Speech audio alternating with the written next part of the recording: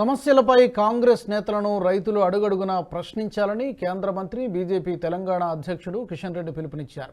Congress BRS నేతలు parliament ఎన్నికల్లో ఓటేయమని అడిగితే ఏం చేశారని ప్రశ్నించాలని సూచించారు. తెలంగాణ ప్రభుత్వం అన్నదాతలను నిర్లక్ష్యం చేసిందని ఆరోపించారు.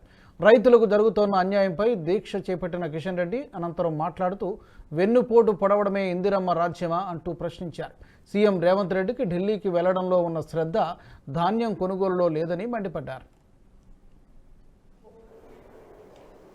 గ్యారంటీల పేరుతో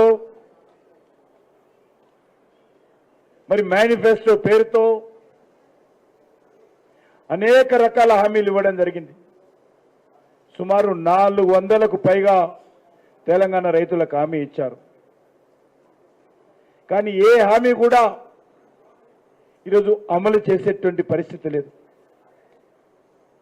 నేను ఈరోజు ముఖ్యమంత్రిని అడుగుతా ఉన్నాను, సోనియమ్మ రాజ్యం అంటే ఏంటి? ఇందిరమ్మ రాజ్యం అంటే ఏంటి? ప్రజలకు వెన్నుపోటు పొడవడమే ఇందిరమ్మ రాజ్యమా? రైతులకు ఇచ్చినటువంటి హామీ అమలు చేయకపోవడమే సోనియమ్మ రాజ్యమా? ఈరోజు ముఖ్యమంత్రి గారు చెప్పాలి. మీరు రైతు డిక్లరేషన్ పేరుతో ఆ రోజు రైతుల యొక్క కష్టాలు తీరుస్తామని అనేక రకాల ఆశలు రైతు సమాజంలో రేకెత్తించారు.